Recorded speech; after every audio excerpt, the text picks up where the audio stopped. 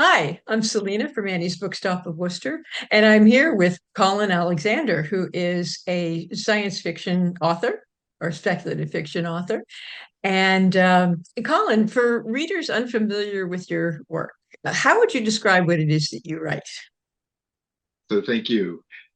I write primarily science fiction and fantasy. I've written a couple of mysteries, but basically it's science fiction and fantasy, and most of it is what I would call hard science fiction. So it is speculative fiction that is pretty well grounded in what we know about the universe and about science at this time. I mean, it has extrapolations, the what if, which I think is what we all look for when we read science fiction, is something that takes us out further than we are and takes us out to where we wish we could go. And and that's where I want to go with these things. I mean, that's me. I'd love to do this stuff for real. And so that's the part of the fiction that to me is the hard science fiction. And that's primarily what I'm writing. Okay. And what do you think draws readers to these kinds of books? And I think that's what Yeah. drew you to these kinds of books. But I think, well, and I think it's people who read these kind of books, I think we all have that same draw. What if this was true? You know, what if we could fly to the stars?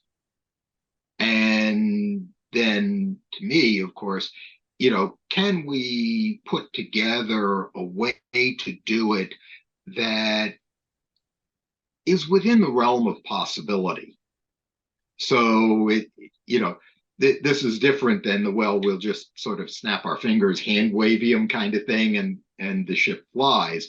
But is there a way to base it on what we know so that inside we can believe that maybe this could be and we could go there? And so I think people, me, and I think it's people like me, are drawn to the adventure, to the possibility, to this what if question that makes it so interesting and exciting. And I think that's what pulls people into these books.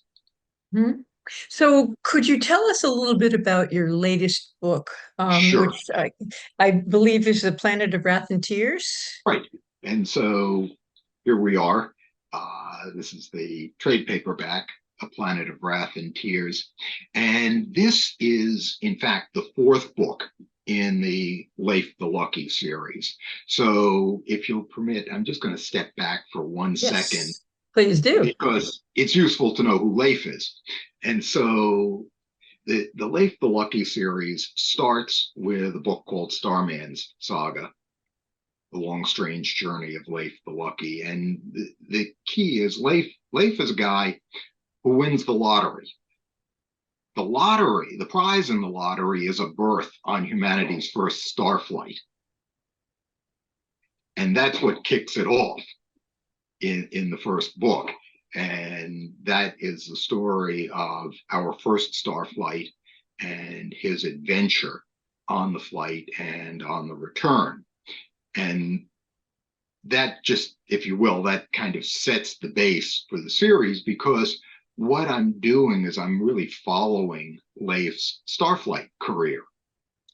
It's a set of voyages, and in A Planet of Wrath and Tears, which is now our fourth book, we pick Leif up traveling not at the speed of light, but at the speed of horse across what used to be Midwestern US. Because what's happened here is in the third book, Leif has come back from his second star flight and discovered that we have had that some nearly apocalyptic war and cyber war, and civilization is trying to recover, but it's not anywhere at the level that it used to be. Travel is by horse. There's no electronics, no computers. I mean, we've been knocked back a long way. We pick Leif up in A Planet of Wrath and Tears, as I say, jouncing along in a saddle, and he is headed for Earth Base, which is the center of the old interstellar program, going again back to the initial part of the series. And Leif's headed there because they've sent a messenger to. We're being puppy bombed here. No, Willow, I just took you out.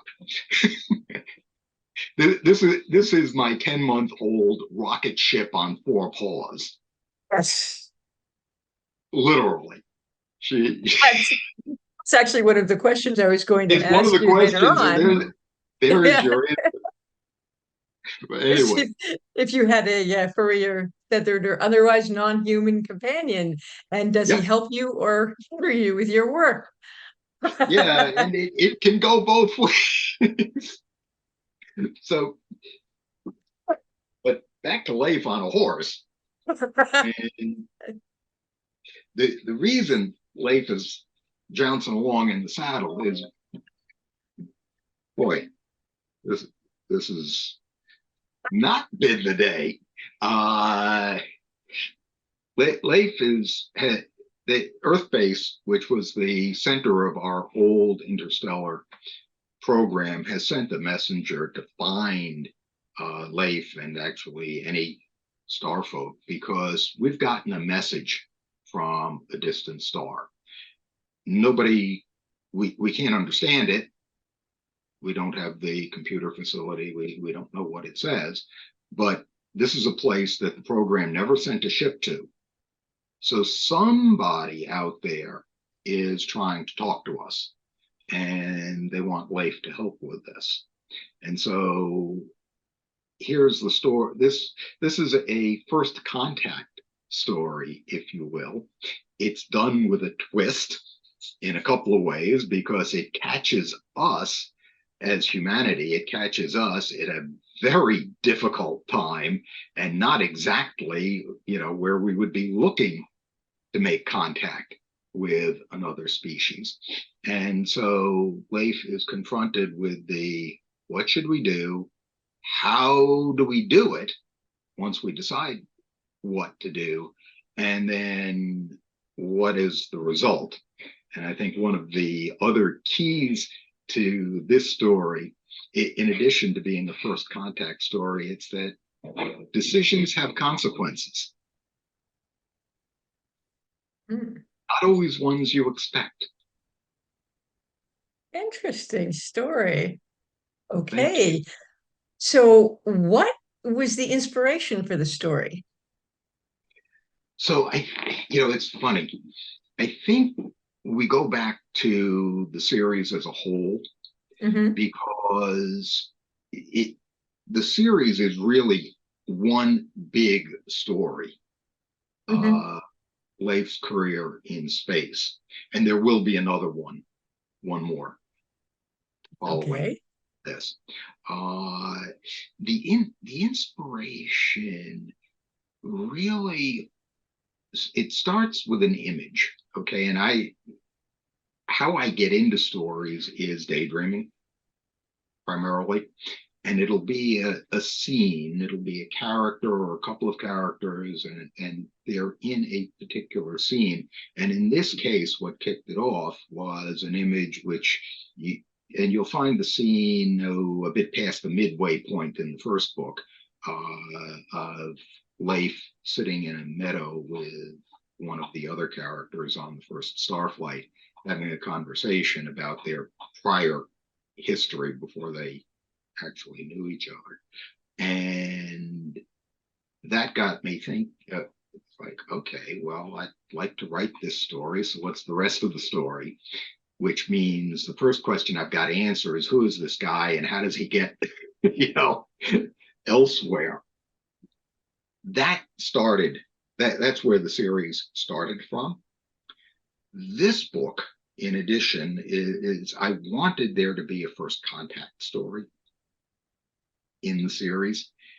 I, I mean, first contacts are probably about as old a trope as you can get in science fiction, and so I wanted to take a crack at it myself, and I wanted to find a different way to do it, and so that's where Planet of Wrath and Tears came from. Okay. And how much research did you have to do, or if any, for these for your series? A lot. So again, because I was trying to keep it fairly close to what we know about the universe, I really had quite a bit of research to do. I'm not a rocket scientist. Okay, I am a scientist. I'm trained in biochemistry, and I'm also a doc by training. So I've got the biological and the medical side reasonably well, and I understand how to read scientific papers and research a field, but I'm not a rocket scientist. So when it came to coming up with a star drive, that sent me to the literature. Um, and that's everything from, I've got over here, Frontiers of Propulsion Science, Deep Space Propulsion, and a set of textbooks like that. And it was quite an exploration into the field. What I've got in the books is a fusion ramjet, and this has been explored. It's been explored in fiction. It's actually, I mean, there are papers in scientific literature on how these might work, and there over the years you can find, well, okay, but it can't work because of this problem. And then somebody else comes up with an idea, well, but you could get around it. And so I'll just, the original idea was Robert Bussard's ramjet, where if you can get the ship going fast enough, the hydrogen will get forced into the ramjet. You fuse it to helium, you get energy, and it works like a ramjet. That particular reaction, people have worked out, won't work fast enough. But then there's a way to do it in a catalytic fashion, which has gotten into the literature. And so I kept chasing these down to work out how this ship was going to fly. So that was the propulsion piece of it. The other side of it, which is more my area, and so that also took some research, but maybe, let's put it this way, the reading wasn't as difficult. So if you think about it, if you're going to take a ship and accelerate up to the speed of light, I think we all know if you get close to the speed of light, time slows. And that's true. And you can sit down and work that out. The time slowing equations are actually, it's basically high school algebra. They're not hard. If you say the ship is moving at a certain percent speed of light, you can sit down and figure out how a clock's running in the spaceship. That's the easy part. But you've got to go from standing still to approximately the speed of light, and that can't happen instantaneously, or it would get squished to jelly by the acceleration. And it takes time because you've got to accelerate the ship at a rate that people can deal with. And so you've got time passing inside the ship that's less than the time passing outside the ship, but it's still substantial, and it's still going to be a number of years. And so since I wanted to keep biological aging down to a minimum for purposes of the story, I had to come up with a hibernation idea. Oh, wow. And again, you can read on this, and there's a fair amount of material that creates you're going to need a certain amount of oxygen and you're going to need a certain amount of nutrition. And, not all of this goes into the book, because I'm not putting, I'm not trying to put in, you need this many calories if you're hibernating, on a day. We don't need, we don't need that. But it does create the concept for the hibernation. And then I finally had to, at one point, I sort of had to invent a drug that would also help slow the cellular aging while a person is in hibernation. And that also was a piece to create. And then, hibernation can't be without side effects. Again, I'm a doc, so Right. you know, You have to know these things, though. You really have to be scientific in order to put it all together that people will believe. I think it helps. I mean, I think if you want to sit down and do the research and do the reading, I mean, it's, again, we're not actually doing this on a person. So, Yes. it's a thought experiment, if you will. But, it occurred to me that even if this worked, if I'm floating in a tank for 4 or 5 years, I'm probably not going to pop out, as though I was just ready to go to the gym. Right. And so I had to think through that piece of it as well. And it also creates a little bit of an amusing situation, because if you think about it, if you haven't done anything, literally bed rest for 4 to 5 years, if you think about it that way, your muscles and everything are not going to be up to snuff. And as I put it in a little bit of sophomoric humor, if you will, it's like uh, interstellar hibernation brings with it a certain level of constipation. Okay. So you did a lot of research. I So, had I what had was the fun big, with it. I can't imagine. What was the biggest challenge that you had in writing and putting out this series? Or let's, if you wanted to, you can just stick to your latest book. And how did you overcome that challenge? Well, the big challenge to me is always converting a daydream in which everything fits together perfectly, and converting that into a written piece of work that I can give to you or to somebody else, and they can read it and share my daydream, actually. And that's if you will, that's kind of the biggest challenge, Mhm. is to go from the mental dream and the mental image, where it really always fits together perfectly. All the dialogue is perfect, and it's not when you try to put it down on paper. And so that's always the biggest challenge. I don't think it's unique to this book or this series. At least for me, I find that Mhm. to be the biggest challenge in bringing anything forward as a real book. Hmm.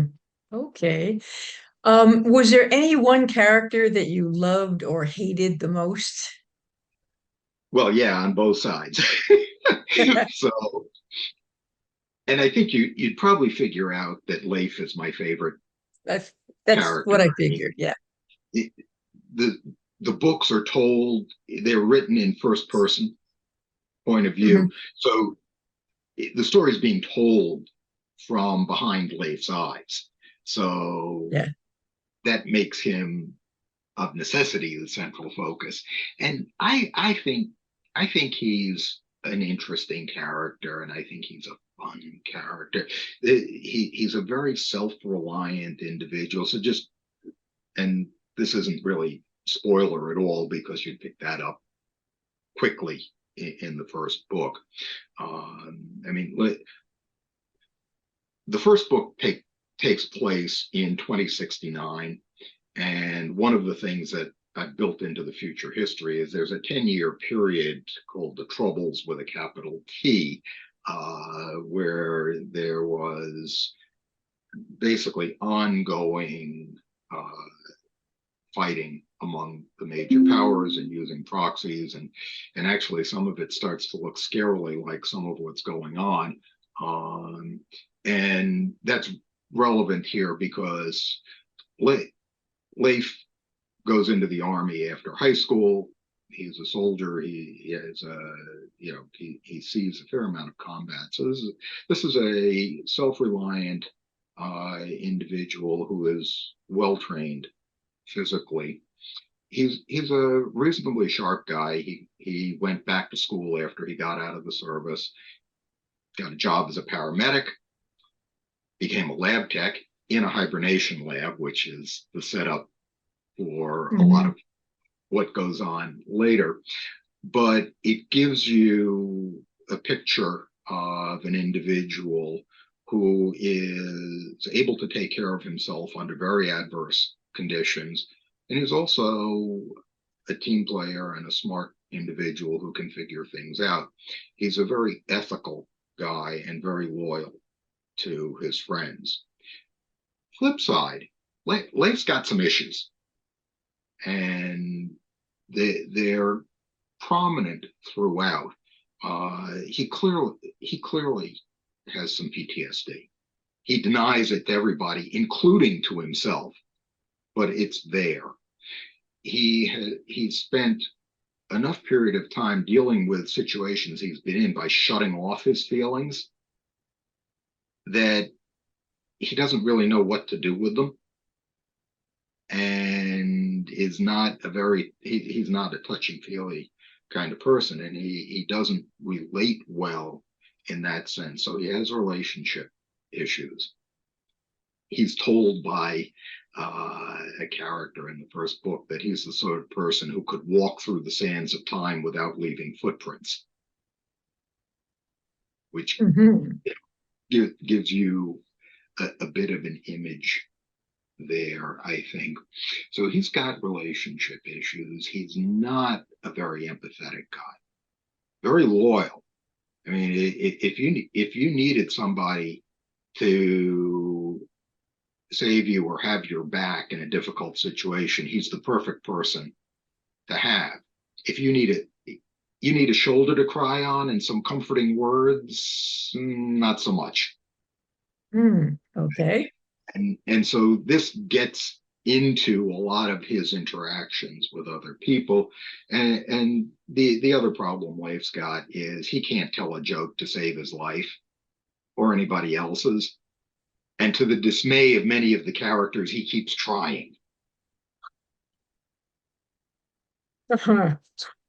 So I know some people like that. Yeah, I think we all do. So Leif is a favorite of mine. I've got a character in A Planet of Wrath and Tears that I do truly despise. Unfortunately, it would be a bit of a spoiler.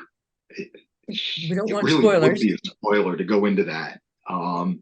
But I do have a character, and I think you would agree. You read the book, it'll be obvious who it is by the end of the book. Okay. And yeah, I hate him. It's actually difficult to write some of those scenes because it's like you want to gag sometimes. But So, in writing the characters, how do you come up with the character? Is it easy for you to come up with these characters? oh God, sometimes um, Leif sort of evolved. As I said, Leif came out. I had this image, daydream, and then it became okay. Well, what kind of person is this? And how does this make sense?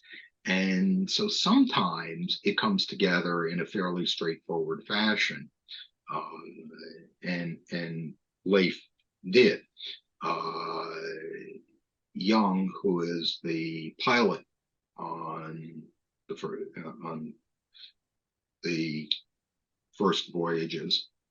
Leif is on. On the other hand, I had more difficulty putting her together. I had to think more about it as to how that was going to work, because obviously she had to work with Leif, and the two of them had to work together, and that took a lot of revision. Do you sometimes take personalities of people that you know and put them into your characters? I don't take people that I know. I don't do that because I would feel it wouldn't feel right to actually Okay. put a person I know in there. But certainly, I think we all take from our experience and our life in the world, and we meet all sorts of people, and so yeah, you see actions and activities, and you feel emotions and see how people react, and sometimes that makes sense for a character. Okay. So what else can we expect from you in the near future? So Leif will have another adventure. It's almost obvious from the end of A Planet of Wrath and Tears that there will be another Leif. And one of the things I've done with the series that again I've enjoyed, and I'm going to continue it, is each of them has been a little different. So the first story in the Leif series is really a very classic exploration and adventure type novel. It's humanity's first interstellar flight, and it's about adventure, and there's action and exploration. The second book in the series, Murder Under Another Sun, is science fiction and exploration, but as you might guess from the title, there's a murder mystery in there.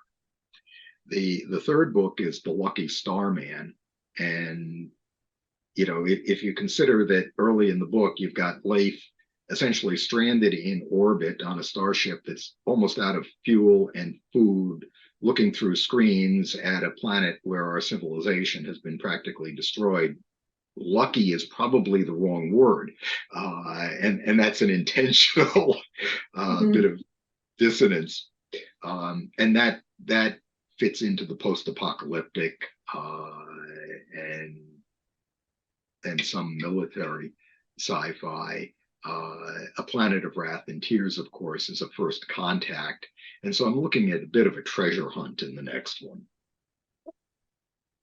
Okay. All right. Now I have questions about you on about being a writer. What's your favorite part about being a writer? So I'll go back to what I was saying before. My favorite part is the daydreaming. It's it's hard. It's hard to describe why or how. It's literally daydreams. I'll see a scene or an image, and it bubbles up, and it's like, well, there's got to be a story related to it, and then you get to dream up the story. And as I said, Leif really started with a scene in a meadow with purplish ground cover on a tidal locked planet around a red sun, and it was okay. How did he get there? And who is he? And one of my other books, Princess of Shadows, the whole thing started from the image of a girl drawing a sword. So that's the most fun, is those daydreams and being able to have that adventure. Okay. What is the most challenging part of the writing process? Yeah. And how do you overcome it? Right. And again, I'll go back to what I was talking about earlier. The most challenging piece is taking that daydream that's just so right in my mind and getting it down in a written form that I can, without embarrassment, show it to somebody, you know, and that's the hardest piece. You asked the question of how, okay, so how do you get from A to B? And the so the best piece of advice I ever heard, and it's what I would tell anybody else looking for writing advice. And I'm going to ask your pardon, but I'm going to use a particular word here. But the advice I got was write a shitty first draft. Okay. Mhm. And that individual was absolutely correct, because what you got to do is you got to get the story down, get it down, get the whole thing down. Don't you're not polishing as you go. You're not making each chapter perfect. You're writing, you're telling a story. Mhm. Once you've generated that, then I think you can sit down. And that's what I do. Once that's generated, then I can sit down and start to really work on it and work on the pieces and what doesn't make sense and what does make sense. I've sometimes thought of it that, you know, that first part is actually like a 90,000 or 100,000 word detailed outline, if you will. Speaking of outlines, are you an outliner or a pantser? No, I am what you'd call a pantser. And in fact, most of the time, I don't even necessarily write in a linear fashion. I write scenes as I've got them, and and there are times I've driven myself nuts because now I've got these scenes, and okay, how do I put them together? Uh, Yep. so yeah, no, I am not an outliner at all. I do think, in a sense, if you will, that first draft could be thought of as a really Mhm. detailed outline, uh, given the revision that follows. But yeah, I don't start with an outline. Okay. So I start you'd with a mentioned paper. you mentioned the piece of advice. Is that the greatest lesson? What is the greatest lesson that you've ever learned about writing? I think that's probably the key to it, is that if Okay. you're going to write, you have to write. Okay. Okay. Yep. You know, you've got to write, and it isn't. Probably the greatest lesson is this is not easy. That first draft, I'd be mortified to show it to Hmm. anybody. I mean, I keep them; they're all in a file, but then that's not ready to show anybody. And so maybe again, as a lesson, is, you know, having the story together is where you start the work. You know, it's the translational piece from the dream, and then you really go to work. Hmm. Right. So, what has your favorite adventure been during your writing career? Oh God, you know, personally, I don't think I'm much of an adventurer. Uh, you know, you're not gonna find me climbing in the Himalayas, or I mean, I don't do that. Or just your the best thing that ever happened to you during your writing career, Oh, best thing that ever happened to me was meeting my wife and marrying her. That was having to do with writing.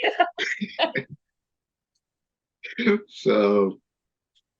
Oh, I think probably actually getting my first book published. Okay. Uh, that I think was it because that was a message back that, you know, you actually can do this. People people do enjoy what you write, and that's what I want.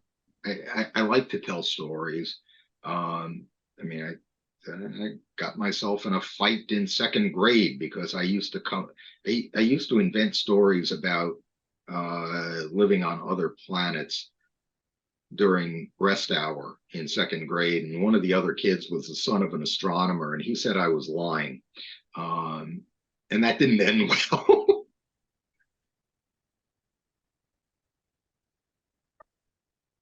What was he saying was wrong? All of it. Yeah. Everything. So but that's if you ask what's the greatest thing about it is the the evidence and the finding that I can tell stories that people enjoy. Okay. They have fun with them. They enjoy reading them, and that's what matters. Okay, that's good. Are there any groups, clubs, or organizations that you have might know that have helped you in writing that you might want to recommend to other writers? So I think SIFWA is an important organization. And I mean, I didn't know them early on, but I've gotten involved with SIFWA over the past several years. And I think they are very important in terms of supporting people who write science fiction and fantasy. Uh, there's a lot of useful information on their website. With we've got this whole Indie 101, so people can go get information and background and find answers to questions. I think they're a very important group. Okay. Now I have some questions about you as a person. What is one thing that most people don't realize about you? Well, what's probably strange for some folks, I mean, and it's not everybody, but I actually live almost in compartments because I write as Colin Alexander, and people I deal with in fiction or in writing uh, know me as Colin Alexander. But I have another name, and as I've hinted, I had another career in medicine and medical research, doing primarily uh, trained in pediatrics and pediatric oncology, and I worked on the development of novel anti-cancer compounds. And so people in one area don't necessarily know anything about me in the other area. And I still do work with some not-for-profit organizations in areas affecting patients, which is important to me. And there's some blurring of the lines today, but it's still different. And then in yet another area, I study and I also help help out with the master in a local school in Taekwondo, and that's also kind of a separate piece of the puzzle. Yeah, that's definitely different. That's that's my next question is what are some of your passions when you're not writing, and how do you make time to do some of the things that you love? It's funny. I'm supposed to be retired, Oh, but it's busy. I mean, outside of writing, I do still, I mean, I don't see patients and I'm not working in a quote job. I do still work, as I say, with some not for profits that are involved with patients and families of patients. Uh, so I have that, and I have I work out and I try to improve my skills in Taekwondo, and I help out instructing in that area. And it sometimes can be an interesting schedule. Thank God for Microsoft Outlook. Yeah, that does help, doesn't it? Okay. Is there one question that you wish that interviewers would ask you, and what would your answer be? Strangely enough, I'm actually fairly shy, and so I've probably always been hoping for an interviewer to say, "Got everything." Never Okay. happens. Okay. Hmm. All right. What does your writing space look like? And what do you need to have around you when you're writing or editing? Like, for example, do you need to have certain foods or drinks with you? Yeah. So my writing space actually depends on whether I'm in that shitty first draft stage or not, because that draft is always longhand on a pad of paper from Staples, you know, Yep. and for that, I'm usually sitting out at the kitchen table. Um, if I'm working on revisions, or if I'm working if I'm dealing with edits or anything like that, then I'm at the computer. I mean, it has to get into the computer, and for that I've got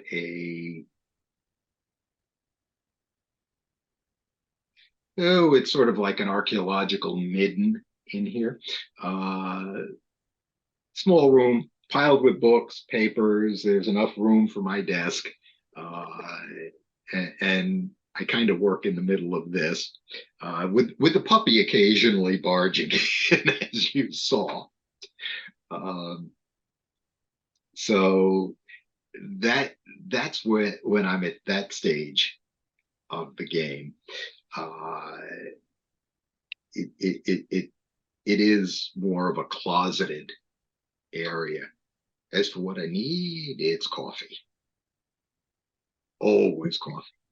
Always coffee. And when you're writing or editing, do you need silence or music? And if you need music, what kind? No, I'm actually one of those people who goes silent. I think that's the way I grew up. When I grew up reading, there was never any background noise, and so I tend to focus better, I think, if I've got silence. Mhm. Okay. Now, I have two more questions for you. One, where can people find your work aside from Annie's Bookstop of Worcester? Because we can get your books, and people can call us at 508-796-5613, or you can email us at orders@anniesbooksworcester.com, and we can get Colin's books. And where else can people find your books? Otherwise, basically, I'm on Amazon. So, it's funny. I wound up that way. It wasn't originally the plan, but uh, my first two books were published traditionally back in the 90s. And then between career and kids and family, I took a long stretch. The writing had to go to the side. And when I wanted to get back to it, the publisher had been acquired. I had no idea where the editor had gone. My agent had actually died by that time. And that's when Amazon was really starting KDP, and self-publishing became Mhm. a real possibility. And so I went the indie self-publish route, and have been that way for, my God, we're going on 10 years now. So, but yeah, more than happy to send some books down. Okay, well, that sounds good. So how can we follow your work and share your awesomeness? Well, thank you. So my website is www.afictionado.com. So that's, Aficionado.com. yeah, with a fiction auto Yep. uh, .com. And so my books are up on the website with a little précis and a link to some reviews and where there's a published editorial somewhere. So that's my website, and you can look there. I'm on Facebook at Colin Alexander Author, and you can also find me on Goodreads and on Amazon. Excellent. All right. Well, thank you very much, Colin. It's been a pleasure talking to you. And good luck with your series and all of your other books. Well, thank you very much. Thank Thank you. you. And maybe sometime we'll see you at our store. I would be glad to come down. I'm not that far. No, you're in New England, We're up right? in Maine. Yeah, Yeah. I'm in Maine. That's not How too bad. how far up? Just Maine. off of Portland. Oh, that isn't too far. Yeah. That's quite close, actually. Yeah, All right. Well, thanks a lot again, Colin Alexander. Thank you. thank you. Bye.